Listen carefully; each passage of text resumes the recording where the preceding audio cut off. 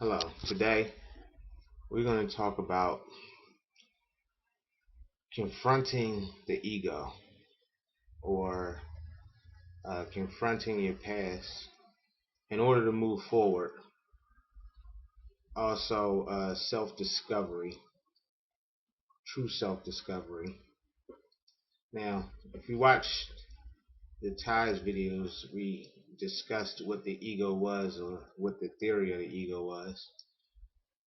Today we're going to talk about how to confront the ego or how to take control of yourself. First of all, when we are young, we go through a lot of things that make us feel like we're less important than who we truly are. It makes us feel like shit, to be honest with you. It's an awkward time being a child, especially once you get into your early teens, puberty, 13, 14. I would say probably years 12 through 15 are probably the hardest years. Now, before these years is when you are at your most purest because you don't really try to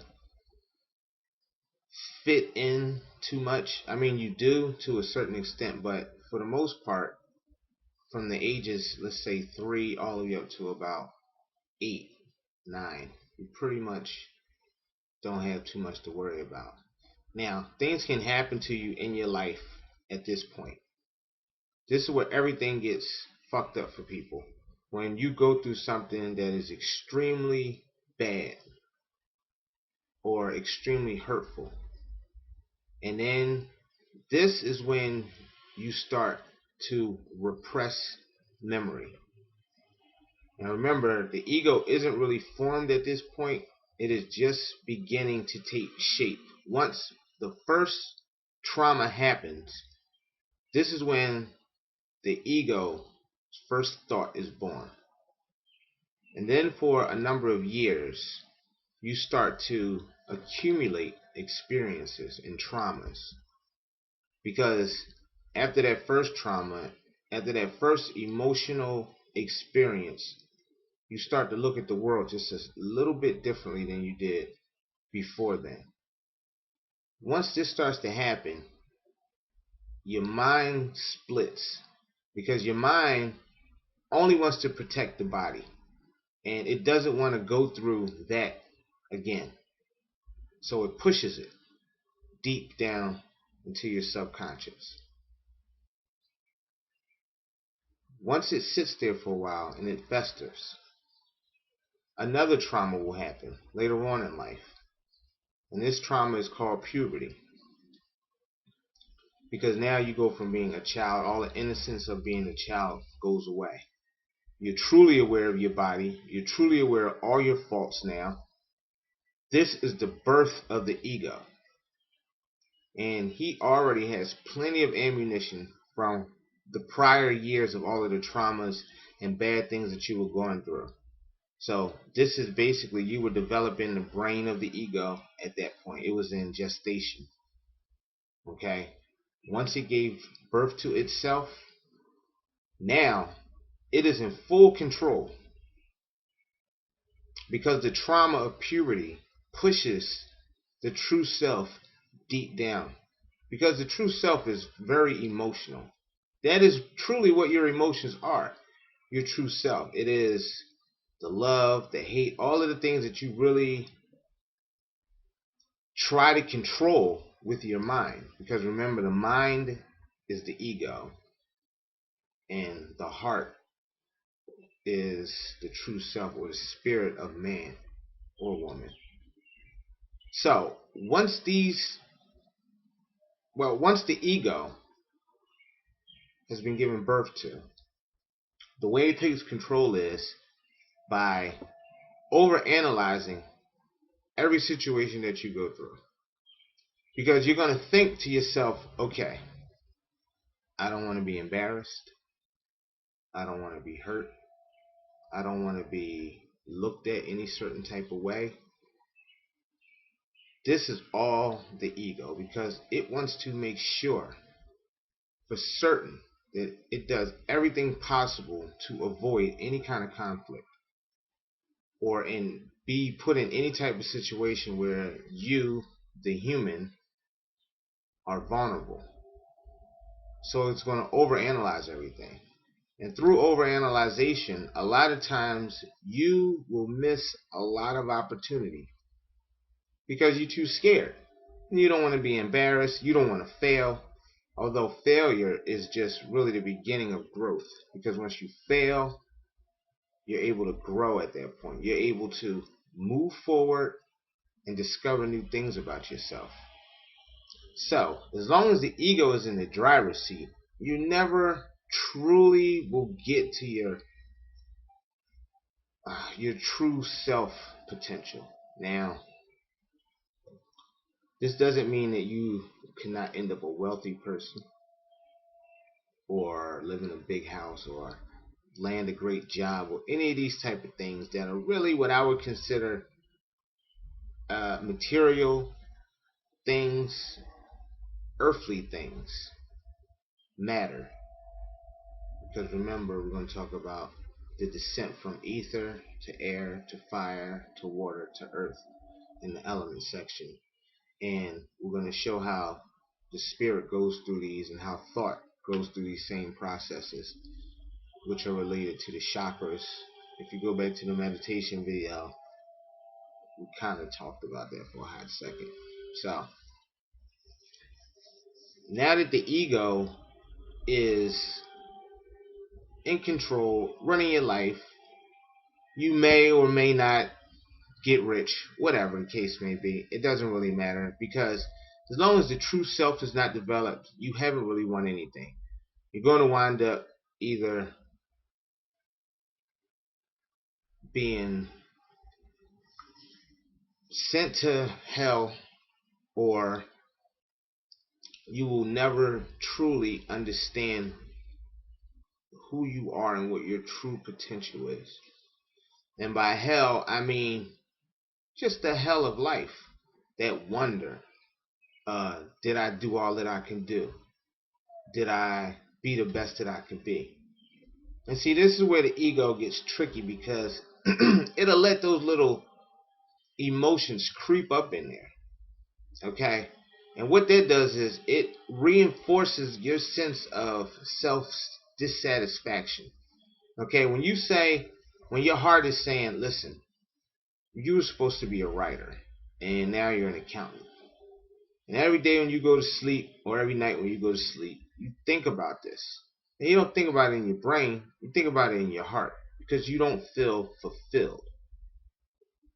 Once this non-fulfillment takes set and it holds in your heart, start sending up little messages to the brain to try and get the brain to react to this feeling of it not being fulfilled. So it'll say something like, hey, you should write that book that you always been thinking about. Then the ego will jump in and say, yeah, but nobody's going to read it. Nobody's going to care about what you have to say. And it's just going to be a waste of time and blah, blah, blah. And then you'll be like, you know what? You're right. I'm not going to do this. I'll leave it be. I'll just stay an accountant. I'm making $100,000 a year. I'm successful. Yes, you are successful in this world, but not in the next. Because if you die with a heavy heart, you're just going to end up coming back again, reliving the same shit all over again until you realize and reach your full potential of who you really are. And this is going to be an extremely emotional process because just like with deja vu, you have a feeling that you've been here before. You're going to get that feeling. Man, I should be a writer. And then if you wind up doing something else, being an English teacher, you're going to go through the same process again. Because the ego is going to stay with you. It's going to remember what happened, and when you hit puberty again, it's going to rise again. It's going to take all of the new experiences, and boom. Because you can't get rid of it because it's a part of you. The moment that you take possession of human form, the ego is born. And since your soul is eternal, true energy, you just carry around these old memories. So you'll land in your new life and you'll say, okay, I'm going to do things differently. Now, of course, you can't tell yourself this because you really don't remember, but deep down, you're going to say, I'm supposed to be doing something. The brain, once again, gets in the way because the brain just wants to protect you. Doesn't really quite understand what it's doing to you. It just knows. It's like basically having training wheels on, and when it's time to take the training wheels off, the screws break and they don't want to come off. This is pretty much happening with the ego. It's been in control of your life. I mean, let's say you're 50 years old. Your ego's been running your life for like 40 years. So why would it want to give up control now? It's not going to want to. But if your true self gets awakened, no matter how old you are, you will at least understand that either you're not doing what you're supposed to be doing, or you were doing what you were supposed to be doing all this time. Doesn't really matter. All that matters is the awakening of the true self, self-awareness, knowledge of self, all these different terms. But we're going to get down to what this really means. Like, what does it really mean to find your true self? It's not rewarding in a way that you think it is. It doesn't mean that you're going to get some kind of special prize. What you're going to get is a sense of peace. And by peace, I mean a peace of mind. Your mind will go quiet. And I mean literally, your mind will go quiet. It'll stop thinking, which is exactly what you want. You want your brain under your control. You want it to think when you need it to think and about the things that you want it to think about. You don't want a bunch of random thoughts coming in here. And before somebody says something stupid, like, what do you mean you don't want us to think? What I'm saying is, I'm talking about random thoughts here. I'm not talking about basic human function, okay? I don't want to have to specify everything, but I know I'm going to have to for certain people. So, yes, you're still going to have to say, I got to wake up, take a shower, go to work. Whatever the fuck it is that you do for the day, yes, you still have to do these things. But I'm talking about random thoughts that run through your head all day long. And most of the time it's about nonsense. Worrying about your bills, or worrying about what your wife is doing, or worrying about what your husband is doing. These things are the things that I'm talking about. The other things are really, honestly, have become autonomic. It's sitting there in a part of your DNA now. It knows that you're supposed to get up and do certain things. Remember what we say. Once you start getting in the habit of doing something, it will just continue to happen over and over again. It will become second nature to you. So a lot of things just don't require a lot of thought. Okay, like typing in your password on your computer, you don't have to think about that. Okay, it's sitting in a part of your brain where it doesn't need for you to put conscious thought into doing it. It'll just happen. Now, you type in the wrong code, it wakes up, comes up to the surface, you do it and it drops back down. And I'm not talking about deep, deep, deep down in the subconscious.